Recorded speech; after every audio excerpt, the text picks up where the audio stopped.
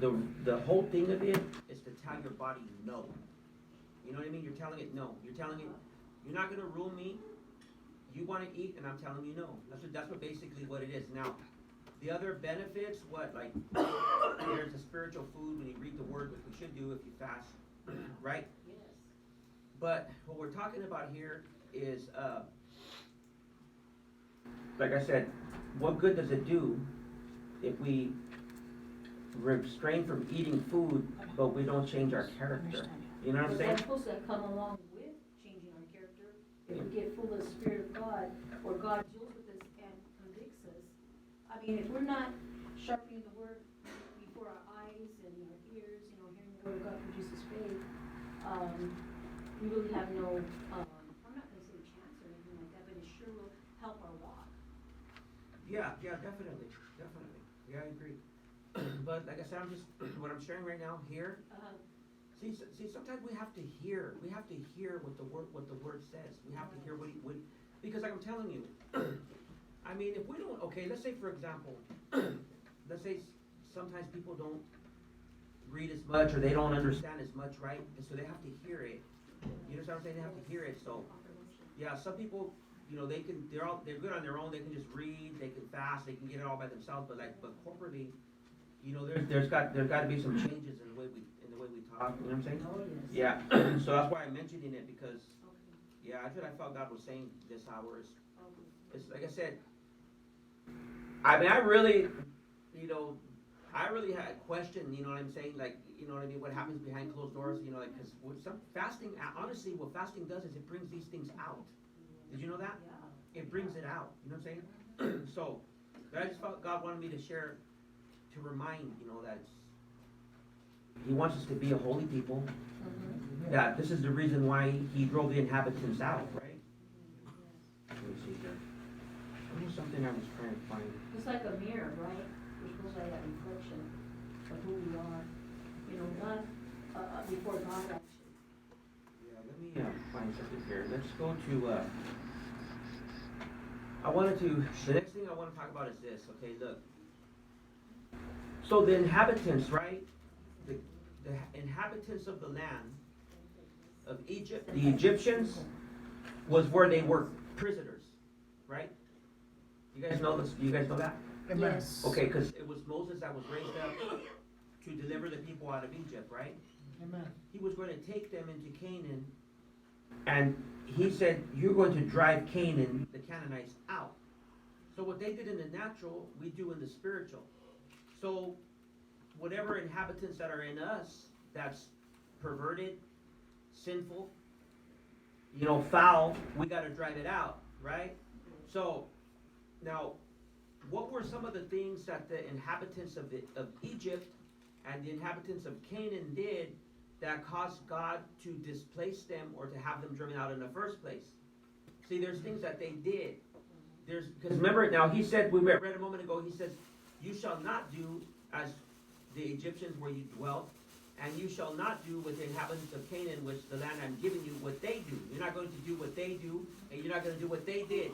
So what was some of the stuff that they did? That's what we're going to read right now, okay? Let's go to Leviticus 18 and start at verse 1. Because there's a huge emphasis on this. Who found it first? Start reading. 18:1? Sorry? 18:1? Yeah, I think it's 18:1. Then the Lord said to Moses, "Give the following instructions to the people of Israel. I am the Lord your God." That one? Yeah, keep going. "So do not act like the people in Egypt where you used to live, or like the people of Canaan where I am taking you. You must not imitate the way of life." That one? Yeah, somebody read for it. Oh, did you finish it? Yeah. All right. You are to practice my ordinance, and you are to take my statutes by following them. I am Yahweh your God. Somebody read 5. You shall therefore keep my statutes and my judgments, which if a man does, he shall live by them. I am the Lord. Okay, before we read 6, I want you to remember, some stuff is literal and some stuff is spiritual, so there's both applying here, okay? Now, remember, before you get ready to read 6, as we read through these are the reasons why the people were removed. Okay? Somebody read 6. Wait, start over and say it real loud because I can't hear you. Well, the ambulance. You must never have sexual relations with a close relative, for I am the Lord. Amen. Do not violate your father by having sexual relations with your mother. She is your mother. You must not have sexual relations with her. Amen. Do not have sexual relations with any of your father's wives, for this would violate your father. Do not have sexual relations with your sister or half-sister, whether she is your father's daughter or your mother's daughter, whether she was born into your household or someone else's. Amen. Do not have sexual relations with your granddaughter, whether she is your son's daughter or your daughter's daughter, for this would violate yourself. Do not have sexual relations with your stepsister, the daughter of any of your father's wives, for she is your sister. Do not have sexual relations with your father's sister, for she is your father's close relative. Do not have sexual relations with your mother's sister, for she is your mother's close relative. Do not violate your uncle, your father's brother, by having sexual relations with his wife, for she is your aunt. Do not have sexual relations with your daughter-in-law. She is your son's wife, so you must not have sexual relations with her. Do not have sexual relations with your brother's wife, for this would violate your brother. Do not have sexual relations with both a woman and her daughter, and do not take her granddaughter, whether her son's daughter or her daughter's daughter, and have sexual relations with her. They are close relatives, and this would be a wicked act. While your wife is living, do not marry her sister and have sexual relations with her, for they would be rivals. Do not have sexual relations with a woman during her period of menstrual purity. Do not defile yourself by having sexual intercourse with your neighbor's wife.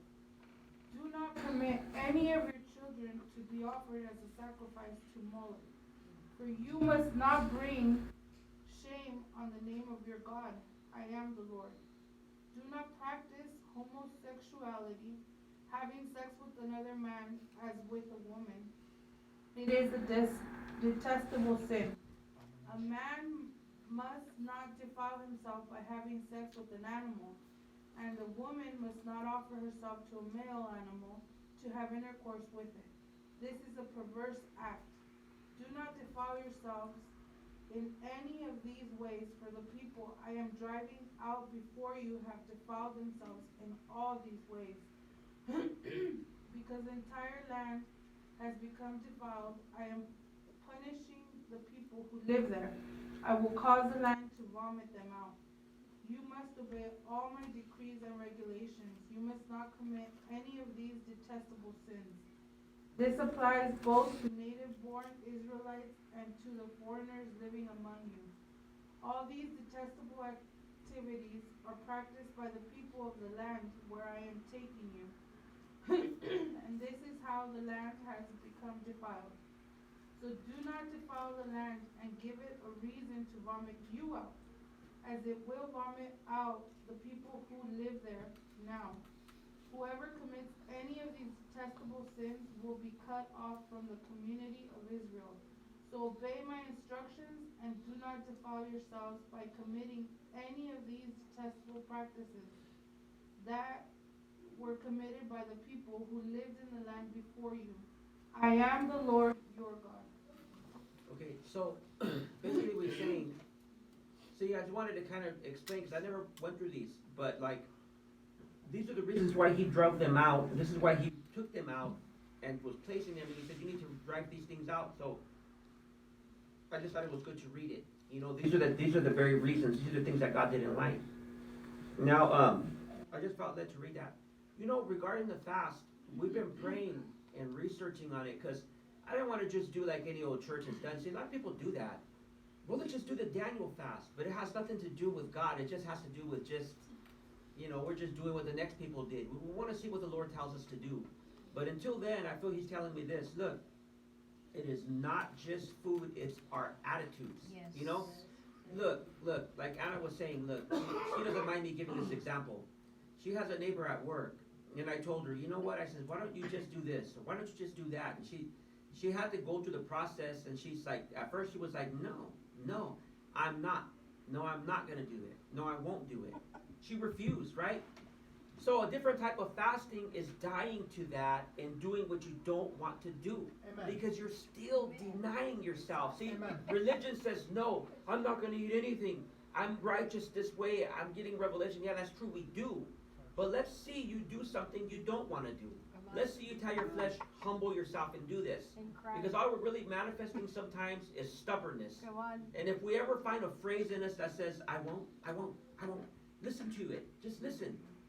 You know what I mean? Listen to it. Because that fast will drive out that spirit of stubbornness that's always been there that says, no. You know what I mean? That's telling you there's more than one kind of fast. You know what I mean? I'm going to wait until the Lord reveals to us what he wants us to, don't get me wrong. I believe like fasting is abstaining from food for spiritual reasons, right? They're tailor-made for each and every person. God can show you a specific fast. You're not supposed to pattern after me, not me, you, or anybody else, but what God tells you. Yes. But there are corporate fasts that if God don't give us one anytime soon, I'm not going to just conjure one up, we're going to tell him something. No. How about until then, I fast from my nasty ugliness. How about I start doing things that I don't want to do? Come on. You know what I mean? That I normally would refuse to do. Why don't I just try being nice? Come on. You know what I'm saying? Don't get me wrong, if I have that problem. You know what I mean? We have to really, really know ourselves. And sometimes other people can tell you, you're not very nice. You know what I'm saying? You know what I mean? It's simple little things like that, So, pray. You feel... I'm sorry? Say it again? That would all count as a real fast if I were to stop having a bad attitude toward a person and all these things. And then I'd be nice to them, that counts as a fast. Well, let's think about what we're talking about here. Because see, okay, a fast, we always look at it natural. I am going to abstain. This is what I'm trying to get, okay, in a good way, okay? This is what I'm trying to get in, okay? The natural fast, yes, you can do fast better than me because you're eating nothing, but you're ugly. Okay, let's do spiritual fast. A spiritual fast where, you know what, I shouldn't forgive this person or I shouldn't be nice to this person because they're doing this, but I'm going to do it anyways. See, Jesus said, deny yourself daily. See what I'm saying? Come on. It is a fast-only food. Come See, on. That's the Old Testament. Yes, it's good. We should fast. Yes, you're right. Yes. But fasting is an attitude and it's exercising, Yes. discipline over our body, telling Yes. it, no, you're not going to get sweets all week because sometimes our body can be very demanding. But it doesn't end there. Hey, guess what? I haven't given my body any sugar. Praise the Lord. But I'm a jerk. I ain't going to give them nothing. And I'm just mean to my neighbor, or I don't want to do anything that's going out of my way. Like, the other day, Pastor Eli was telling me, so he's been inconvenienced like this, but we were driving. Bless you. We were driving, and I seen a homeless person flip forward on their forehead on the side of the road. They found in the wheelchair. Now, I'm going to tell you, my first thought was, you don't know if they have needles and stuff. Like, you should never touch certain things, right? Just because I'm going to tell you guys something. Just because you see a wallet, don't pick it up. Don't use your fingers. One time I picked up a thing, and I felt the Lord told me, don't. And I waited, he said, careful. And with real caution, ask Anna, I went like this, all kinds of needles, uncapped, fell out of it, pipes. And I said, I'm going to get the van and run it over. But before I could do it, a guy came on a bike, and he had marks all over, scabs and everything. And he goes, and I go, oh, that was yours. And he goes, and he got it, and he put it away, and he sped off. He knew it was there. Right? Just a few, I was going to run it over. That's why I never reach and touch stuff. How do I know? You get hepatitis, what is it? From C? sharing. From sharing. If you get C, you're done. Drinks. You know what I'm saying? Yeah. But I'm just saying, if you get it through a needle, you're Oh, done. yeah. Or anything else, right? So, when I seen the person, I thought, oh, God, right? So I died to my flesh, because it's a human being, made after the image of God. And I I didn't want to touch her, you know, but I did, you know, by the shoulders, right? And I pushed her up, and she had like boxes of medical stuff, and I was like, I wanted to help her, but I said, no, I helped you up. You know what I'm saying? You know what I'm saying? I helped you up. I don't really feel led to pick all this stuff up. You're up. You know what I'm saying? You're not on your forehead anymore. You're up. And then thank God some guy came and without hesitation he started picking it up.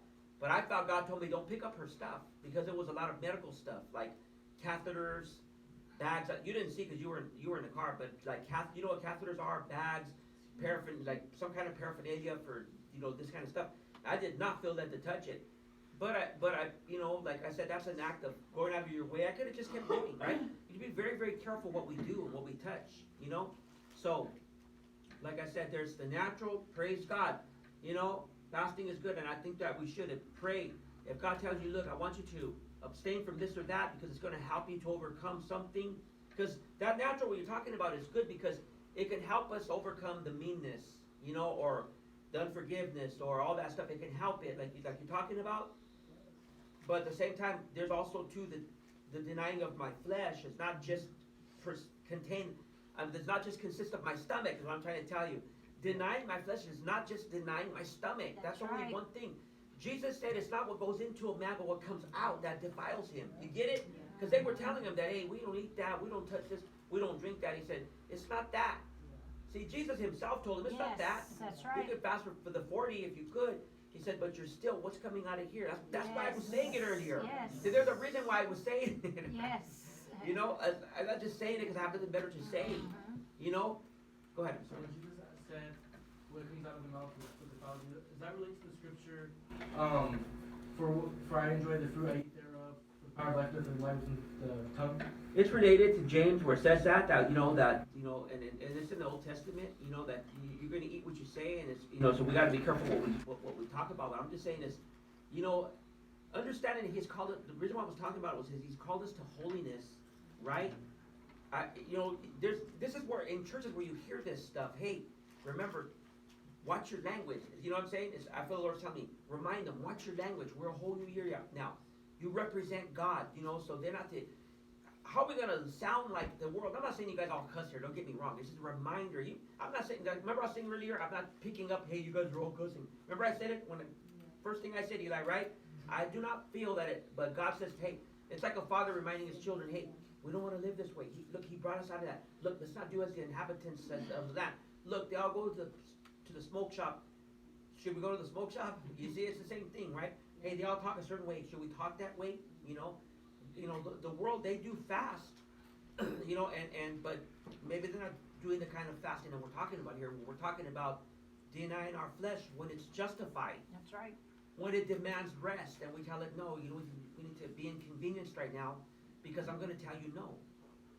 That's what I think I was trying to get to. So, but those are really good points, and they helped me to bring it out. That's all I was trying to say. So, so that's it. Yeah, I don't want to go on and on. I just want to make a point, I just want to make the